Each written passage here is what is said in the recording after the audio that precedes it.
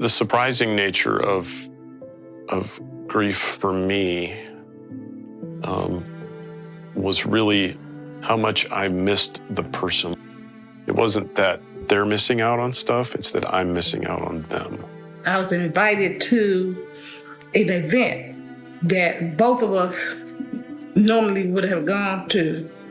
And so a group of our friends that I hadn't seen in a bit, they're with their husbands and their wives, and I was by myself, So there was a sense of emptiness. I knew it would be hard, but I just missed her so much. I didn't expect it to be so intense, and it was. But nothing I could do other than cry. The thing that I dreaded the most was the fact that I would be alone.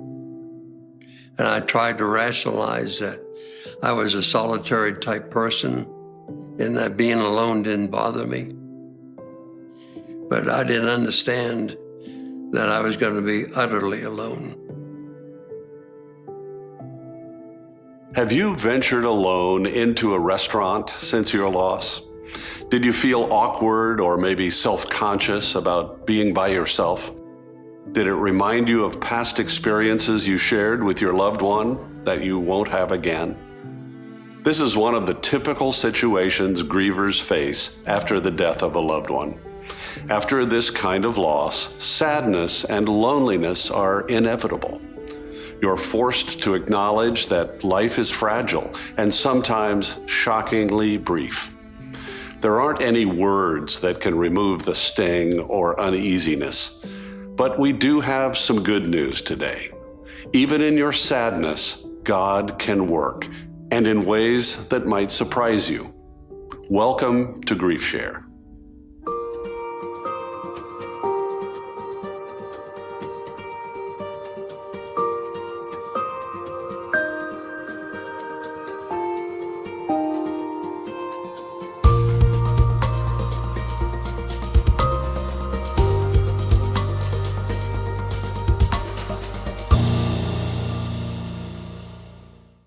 The death of a loved one leaves a hole in your network of relationships. There's one less person to share your good news, your concerns, or talk to about the things that really matter to you. So at least initially, you will probably struggle with loneliness. I had no purpose, nowhere to go, nothing to do. I had lost my companion of 55 years. The weekends were the hardest parts. And that's because my husband and I were together on the weekends. We liked to spend the weekends doing fun things. The last 20 years of our life, we were tight. We never were apart. So all of a sudden, I'm just alone. After he died, my Saturdays were just me. And I could sleep in all I wanted. And if I wanted to go to breakfast, I could, but it wasn't the same as doing it with him. Figuring out how to deal with loneliness can be a real challenge. There are any number of unhealthy ways you might be tempted to numb the pain of loneliness.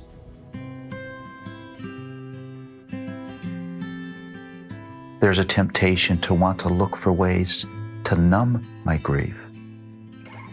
People do that with anything from too much television to too much alcohol to too much eating to too much shopping. So I'm looking for ways of escape from this powerful experience. After the accident, I had a lot of nightmares that plagued me for a long time. And unfortunately, I turned to alcohol to ease the pain. My journey also includes alcohol.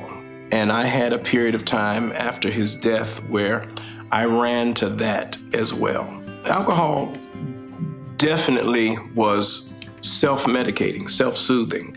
The problem with that is that it does not change anything. It doesn't fix anything. I've been a Christian all my life, but after this traumatic event, I still went to church, but I even pushed God away. I chose isolation. At the cumulative deaths of all of my family members, my brother, my grandmother, my father, and then my mother, left me anxious about the lack of family. It caused me to make decisions that were not favorable for me going forward. It caused me to prematurely get married when I was trying to create a family or pseudo-family. And 2 weeks into the marriage, I realized I had made a grave mistake. When I'm not careful about where I go for comfort, I actually don't get comfort and I end up hurting myself. I get distraction, I get pleasure, but I'm not getting comfort. Rather than pursuing these unhealthy distractions that don't really address your loneliness, you'd be better off connecting in meaningful ways with other people. There's a real tendency to back away from life once I've lost a loved one.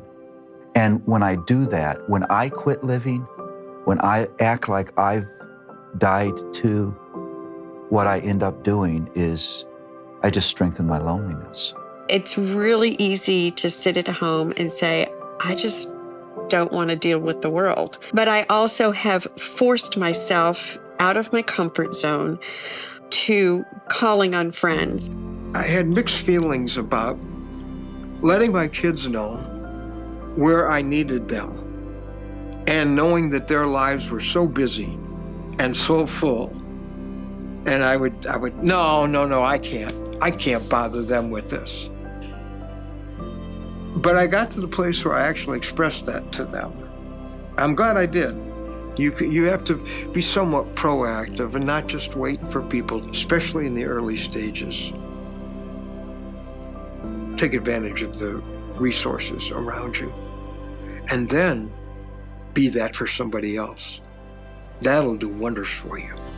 At work, I was able to go back to meeting with colleagues at lunch, having conversations about life, about things that interested me, sports and movies and exercising, things that before my mom and dad's passing were really big in my life that I had no desire to be involved with anymore after their passing. I have grandkids, so I go to ball games. I still go to their activities. I go to friends' activities. My girls now, we tend to plan things on Saturdays on purpose, no matter what it was. Go to a movie, go to dinner, something. Just something on the Saturday to look forward to.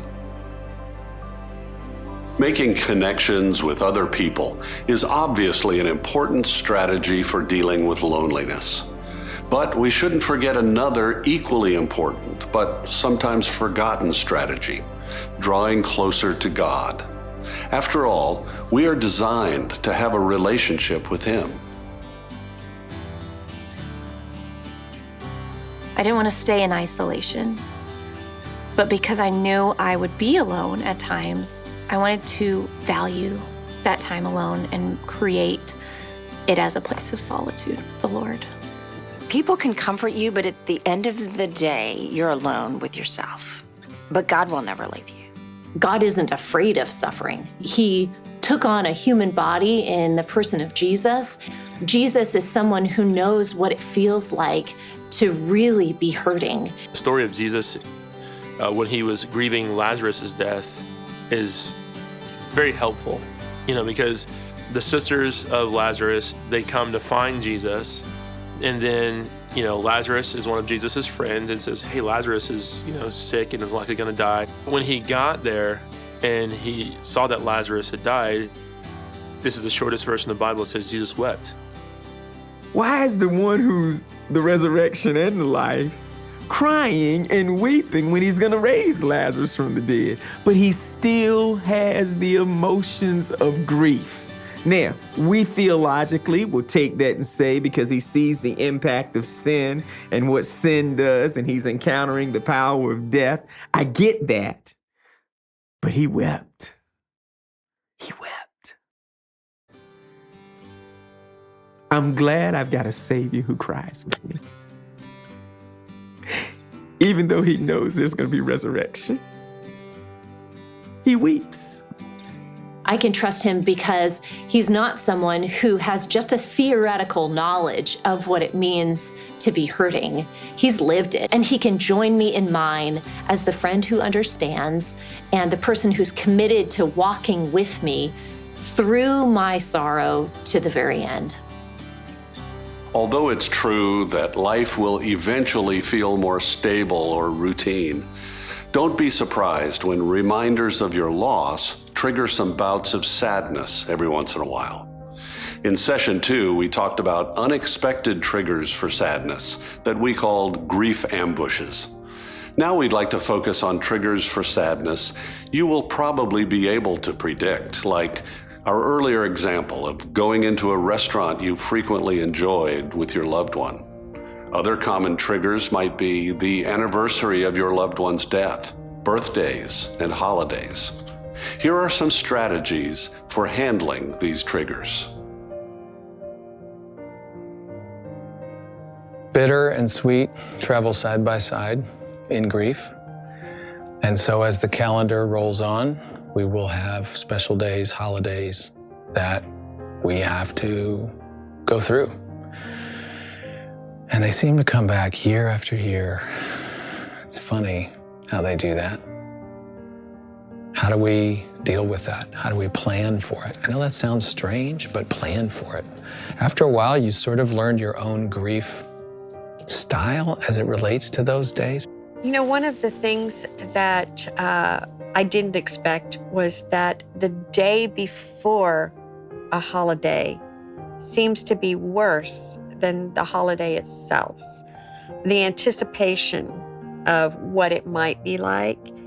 And not even just holidays, but birthdays, anniversaries, all of those special days. I've tried to have plans in place for things like birthdays and anniversaries so that I have some way to memorialize the event. I call them milestone days. That's important dates, like our anniversary, his birthday, the anniversary of his death. I've tried to create those days to be special and create different things that we do on those days. I really try to make those days more special and not so sad, because when Eric lived on this earth, he did live and he was fun and he made everyone laugh. And so I try to plan things for myself, for my kids. We go away, we do something fun, and at the end of the day, I'll say something like, "We love you and we miss you." I think that honors his life more than just sitting and being sad that he's gone, but by living life. So I try to do that. When it comes to Thanksgiving and Christmas, you could look for a Surviving the Holidays event to attend, either in person or online. Go to www.griefshare.org/findagroup. Sometimes sadness is so sudden, so intense, or so new to you that it disorients you, and it can be hard to see a way forward. When that happens, grief counseling might help you think more clearly about your options.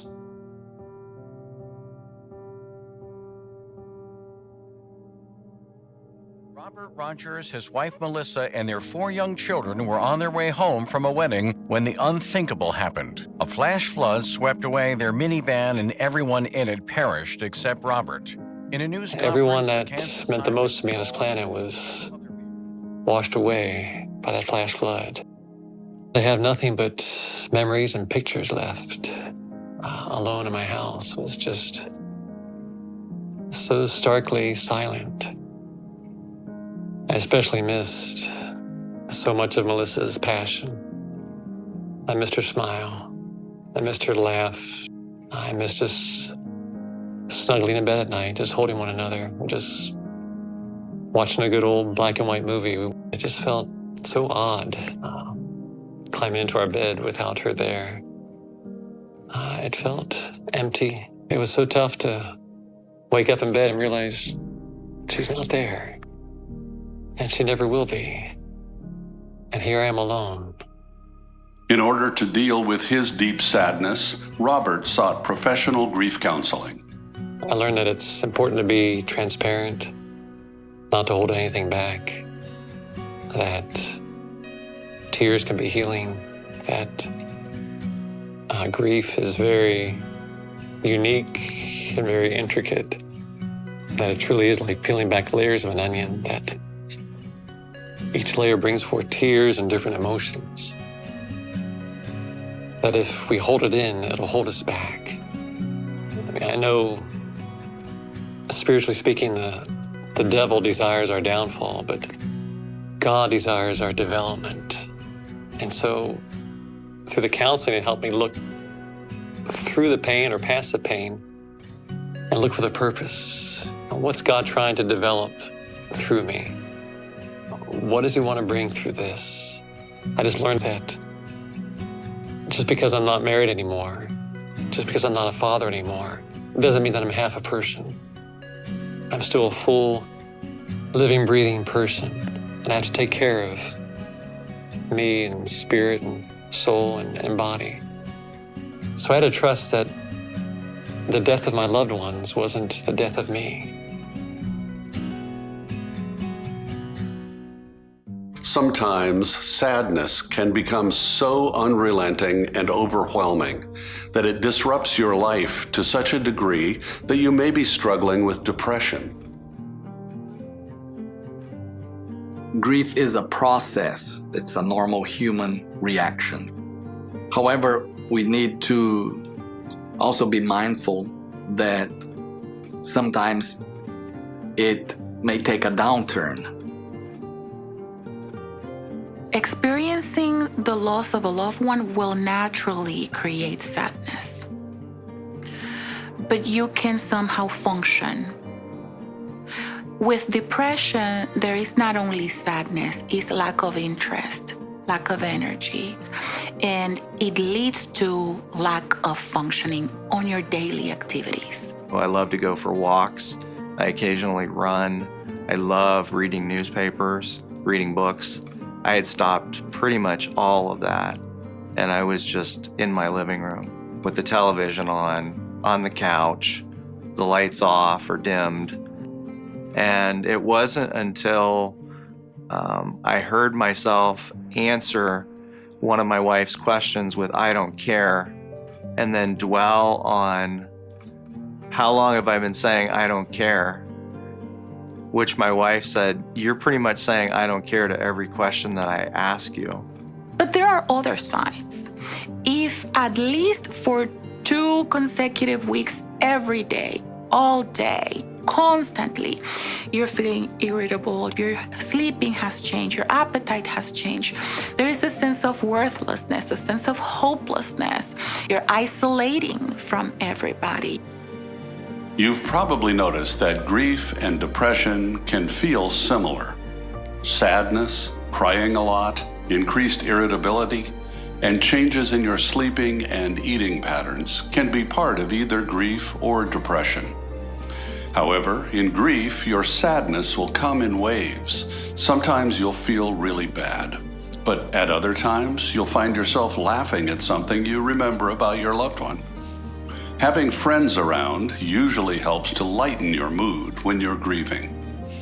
There's a recognition that eventually the emotional turmoil will subside. When people are depressed, they tend to isolate themselves because of nagging thoughts of worthlessness and self-criticism. A sense of hopelessness is often a part of depression. While grief can feel overwhelming, it's not the same as depression. But if you have any doubts about whether you're also depressed, talk with a physician or mental health professional. Counseling, I think, can be very helpful. Depression, almost by definition, doesn't allow you to see things outside of yourself. And a counselor has the ability to stand outside of yourself, to be another voice, to help you begin to consider things that you may not be seeing. There may be times when you are working really hard to overcome these automatic thoughts, and yet you are still struggling with these depressive symptoms. Well, at that point, it may mean that you need a medication to just help you along. And a medication is not a magic pill. It's not like it's going to flip a switch on or off. It really can help with the biology so that you can even access the therapy in a better, more meaningful way. And when those two things come together synergistically, then we see better outcomes. Sometimes depression can take an even more drastic turn for the worst.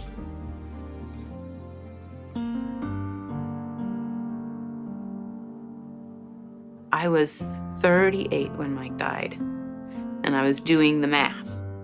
Be like, well, the women in my family live a long time. My great-grandmother and now my grandmother have lived into their 90s, which means that I have more of my life ahead of me than is already passed, and I'm spending it alone. This is all there is. You're gonna be alone forever, and I couldn't face that. So of course, if I don't want it, then I have to avoid it.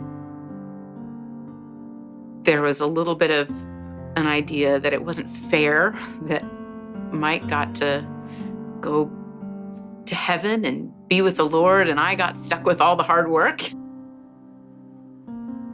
And I couldn't do it, that I was gonna make a mess of it. So that was that fearful thought of, well then, you know, I wanna bail because it's too hard, it's too much. When I was struggling also with the urge on a daily basis to take my own life because I thought that God didn't exist and I thought there was no hope and no reason to go on living, wasn't because I was fueled by recklessness. It wasn't because I was trying to be irresponsible or didn't care about other people and other people's feelings. It was because the prospect of living was dreadful and felt like such deep darkness. I knew that suicide was a horror, but I was drawn towards it because it seemed like the only escape from something that was worse. That's a very dangerous thought. So that's the moment where immediately we need to seek professional help. To find help and support, call your physician, pastor, or contact the Suicide and Crisis Lifeline using the digits 988. Even if it doesn't feel like it, there is always hope. At a time like this, you would benefit from God's point of view as you deal with your grief. But you might also not feel comfortable approaching Him in your current state of mind.